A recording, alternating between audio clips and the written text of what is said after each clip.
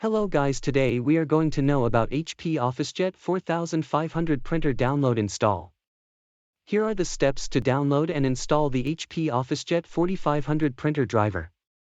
1. Go to the HP support website and search for HP Officejet 4500 driver download.